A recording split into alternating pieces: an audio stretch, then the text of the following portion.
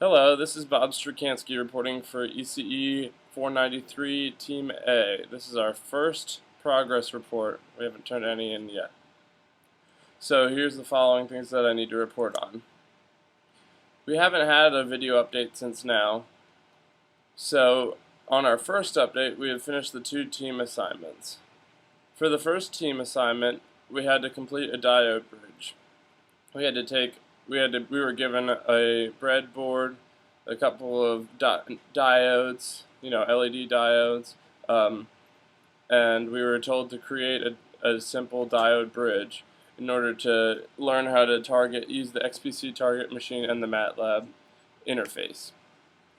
Some of the technical difficulties that we faced were that we were unable to find all the supplies necessary to complete the task within the lab.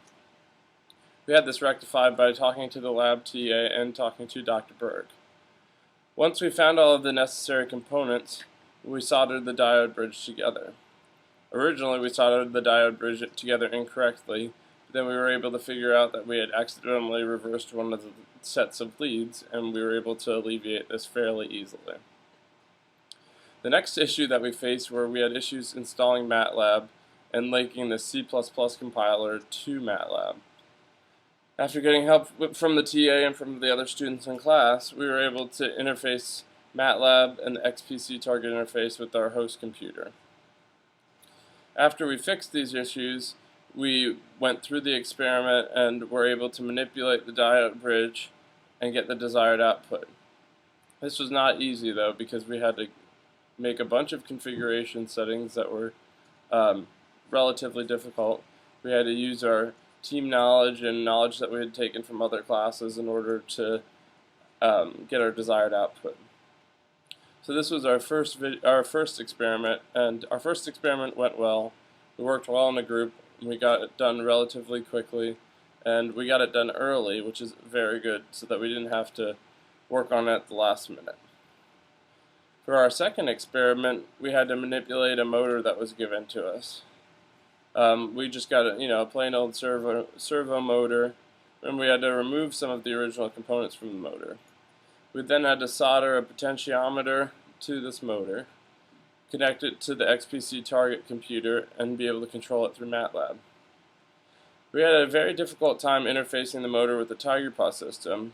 Again, this was because all of the lab materials that were necessary weren't found in the lab. So we had to talk with our TAs and talk with some of the other students and see where they had gotten their materials from. And we even had to go scrummaging around rigs trying to find everything that we needed. After we finally found everything, we used the TigerPaw system to control the motor.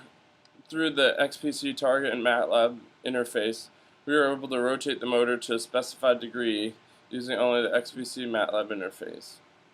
We had some issues with this project, because we really didn't understand in the beginning how it was supposed to work, so we just sort of followed the instructions blindly.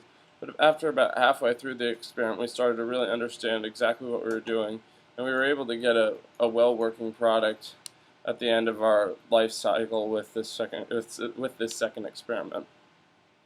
For this experiment, we also did a very good job.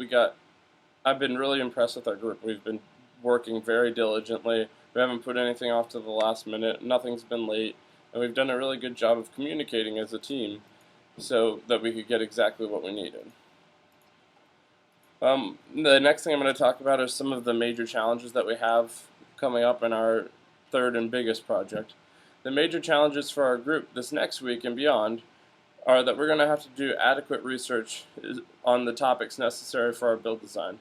We're going to have to research robots, we're going to have to research ping pong balls, we're going to have to research tracking systems, there's a myriad of things that we're going to have to research in order to be able to effectively build our design for our big project in 495.